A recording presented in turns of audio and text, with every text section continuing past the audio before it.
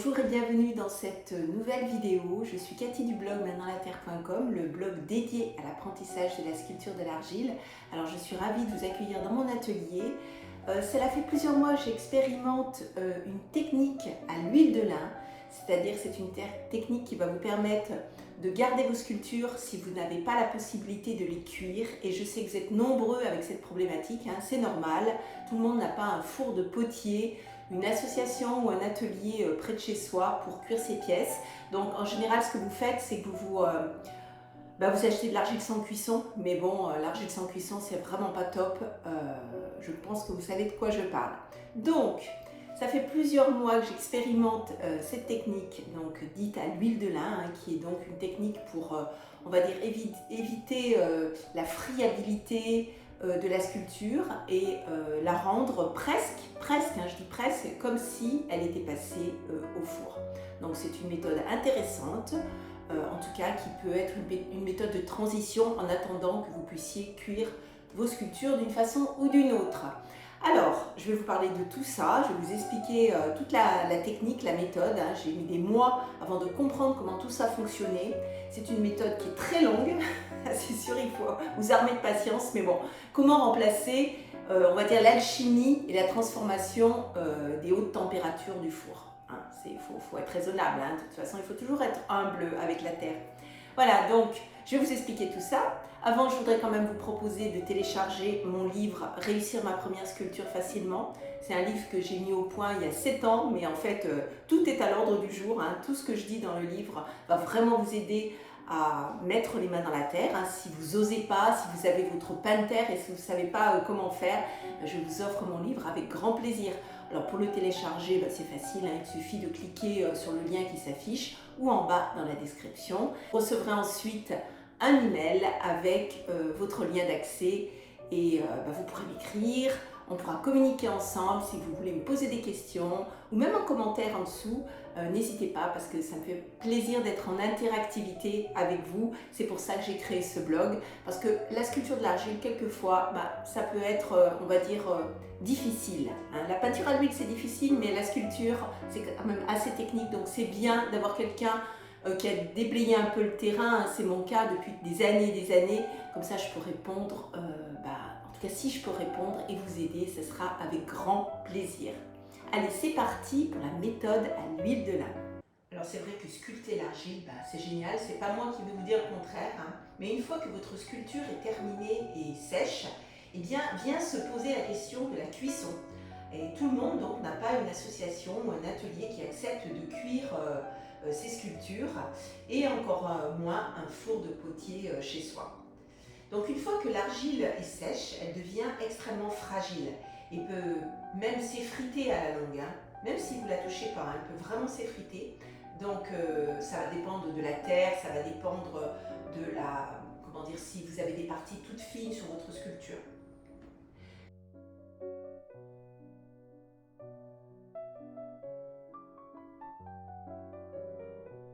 Comment garder une sculpture dans le temps? Alors vous avez plusieurs possibilités, donc évidemment la solution idéale c'est de cuire vos pièces, ça c'est sûr. Vous obtenez de la solidité, de la pérennité dans le temps, on le sait bien, les céramiques qui ont traversé les siècles. Et l'argile donc à la cuisson est transformée, on appelle ça le biscuit, c'est la première cuisson. Elle monte à peu près à 950 degrés pendant 12 heures et il faut encore 12 heures pour la refroidir.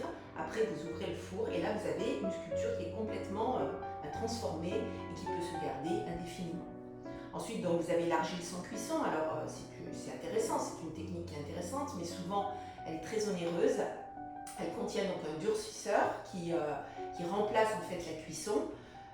Évidemment, elle a tendance à sécher très vite, donc il faut la travailler assez vite. J'ai écrit un article d'ailleurs sur le blog là-dessus, je vous invite à aller le voir, il y a le lien qui s'affiche là. Voilà. Ensuite, nous allons parler de la technique que je vous propose dans cette vidéo, c'est l'huile de lin. Alors, vous n'avez peut-être pas entendu parler de cette technique. C'est une méthode qui est longue, mais assez efficace. Moi-même, qui suis plutôt habituée à cuire mes pièces, je suis assez bluffée par le résultat. Alors oui, il va falloir vous armer de patience, c'est ce que j'ai fait. J'ai tout expérimenté, après des mois et des mois, je peux enfin vous partager mon avis. Cette technique a un défaut, donc sa longueur, mais c'est une solution très acceptable pour pallier au manque de four. Son côté positif, c'est que vous pourrez utiliser maintenant toutes les terres qu'il y a sur le marché, toutes les couleurs que vous voulez, et puis vous pouvez prendre du grès, de la faïence et même de la porcelaine. Plus tard, si vous en avez l'occasion, vous pourrez quand même cuire votre sculpture imprégnée d'huile. C'est la question que je me suis posée, j'avais peur que, je sais pas, que ça pose des problèmes. Je l'ai testé, ça a marché. Alors dans cette vidéo, eh bien, je parle de la bonne méthode à l'huile de lin, celle que j'ai expérimentée. Il y en a peut-être d'autres, mais bon, moi, je vous partage ce que j'ai fait, ce qui a marché pour moi. Alors comme toute recette, vous devez avoir les bons ingrédients. Alors, j'ai fait des recherches, en fait il y a deux sortes d'huile de lin. La plus courante, qui a une tendance assez jaune, et celle qui est cuite et qui devient donc incolore. Donc pour rappel, ces huiles sont complètement naturelles, elles sentent bon, vous pouvez les trouver facilement dans les magasins de bricolage. La première est nettement moins chère. Si vous utilisez celle-ci, je vous conseille de la faire décanter plusieurs semaines au soleil, c'est ce que j'ai fait, vous pouvez voir.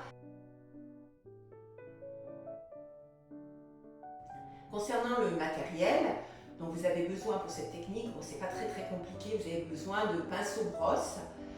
Prenez-les de différentes tailles pour bien imprégner chaque partie de votre sculpture. Si vous avez des parties différentes, un petit peu plus fines, vous allez prendre des pinceaux plus petits. Vous avez besoin d'un récipient comme une assiette pour mettre votre huile et puis un bocal pour conserver le reste et d'un cicatif, un peu comme la térébenthine.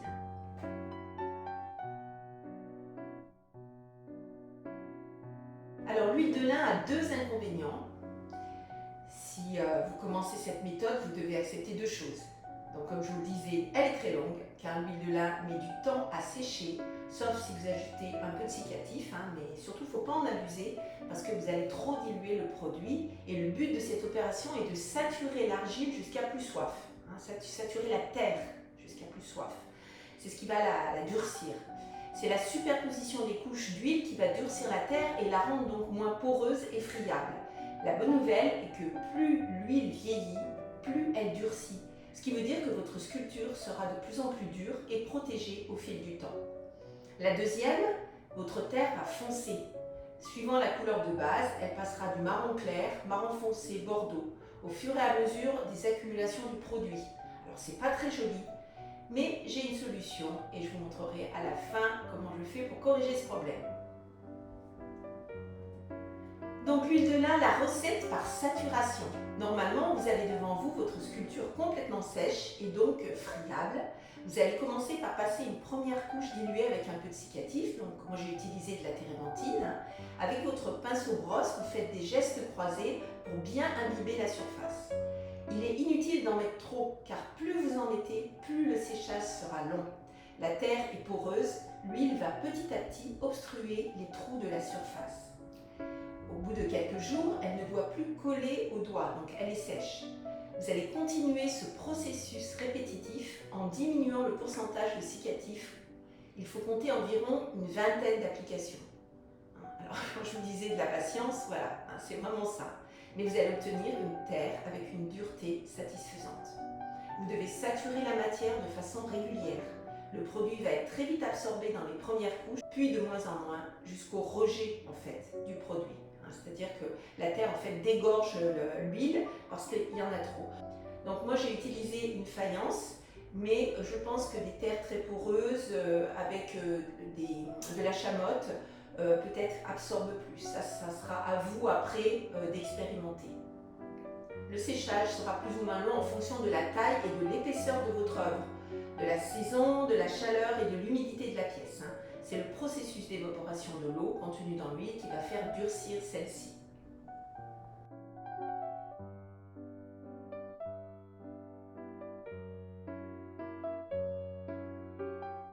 Vous pouvez voir que dès que l'on passe l'huile, elle colore et fonce tout de suite à la terre. N'oubliez pas, si c'est possible, de badigeonner l'intérieur. Comme ça, ça va augmenter en fait la solidité de votre œuvre.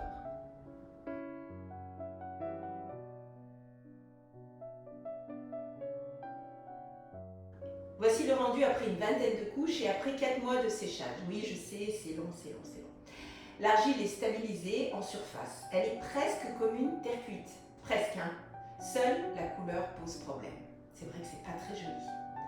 C'est pour cela que j'ai continué mes tests, parce que je savais que vous alliez me poser la question, en faisant une patine avec du pigment blanc. Et la question que je me posais, c'est que comme l'huile a tendance donc à fermer la terre avec les répétitions de couches, je me suis demandé si la patine allait tenir, parce que la patine tient sur un support qui est quand même poreux. Donc, bah oui, la réponse c'est oui, elle tient. Donc j'ai testé. Le fait de remettre une patine à la cire avec du pigment blanc, ça vous permet donc de neutraliser, on va dire, cette couleur. Et du coup, après, vous pouvez faire toutes les couleurs de patine que vous voulez. Alors ça, c'est quand même chouette, hein, parce que là, je vous donne vraiment toutes les solutions. Ça me crée donc une base neutre. Alors bien sûr, si vous êtes intéressé pour savoir comment faire une patine à la cire et au pigment, je vous propose mon cours. Vous avez le lien là qui s'affiche. Actuellement, il a 10 modules. J'expérimente cette technique de plein de façons différentes et c'est vrai que c'est génial parce que c'est super créatif. Listez les principaux points à retenir avec la méthode à l'huile de lin. Donc l'huile de lin est naturellement jaune. Il en existe bien sûr de l'incolore, mais elle est un petit peu plus chère. Vous allez pouvoir quand même vous la préparer, mais toujours avec de la patience, puisque moi-même, il a fallu 2 mois pour qu'elle devienne blanche. Hein, et j'habite à La Réunion, donc je peux vous dire que le soleil il tape. Donc j'imagine si vous habitez dans le nord de la France, ça risque de prendre un petit peu plus de temps. C'est vrai que c'était vraiment pour tester jusqu'au bout, mais vu que vous avez la possibilité de faire une patine par-dessus après, franchement c'est une étape que vous pouvez sauter. Donc ne paniquez pas si votre sculpture devient jaune et une couleur qui n'est pas sympa, parce que de toute façon vous allez pouvoir régler ce problème-là. Donc vous allez pouvoir avec cette méthode garder vos sculptures même sans cuisson, ça c'est quand même une bonne nouvelle. Hein. C'est une méthode assez longue, je vous l'ai assez dit, il va falloir vous armer de patience. Vous devez respecter les temps de séchage entre chaque application, hein, sinon votre sculpture va coller, ça c'est très important. L'huile va colorer l'argile en la fonçant, mais vous pouvez faire une patine comme je vous disais, donc plus de soucis. Et puis plus l'huile sèche dans le temps et plus l'argile devient dure. Donc ça c'est quand même top. Hein. C'est un petit peu, vous savez, comme les vernis sur les tableaux qui deviennent très durs. Donc pour résumer, c'est une très bonne solution car vous n'avez pas de four à disposition. Elle va vous permettre d'utiliser toutes sortes de terres sans les inconvénients de l'argile sans cuisson.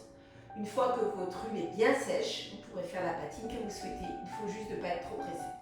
Réservez-la pour des objets de décoration. Hein, pas question de l'employer dans de la vaisselle alimentaire ou en contact avec l'eau. Voilà, je suis ravie de vous avoir partagé cette méthode. J'ai passé plusieurs mois à travailler dessus pour vraiment vous donner le maximum et expérimenter toutes les possibilités. Et je trouve que le résultat est quand même plutôt sympathique et ça va vous libérer de cette fameuse argile sans cuisson. Vous allez vraiment pouvoir utiliser plein de terres différentes. Je vous remercie de m'avoir écouté. Je vous invite bien sûr à vous abonner, de mettre un petit j'aime si vous pensez que cette vidéo vous a apporté quelque chose. Et bien sûr, vous pouvez toujours télécharger mon livre que je vous offre avec grand plaisir. À bientôt pour de nouvelles aventures, les mains dans la terre.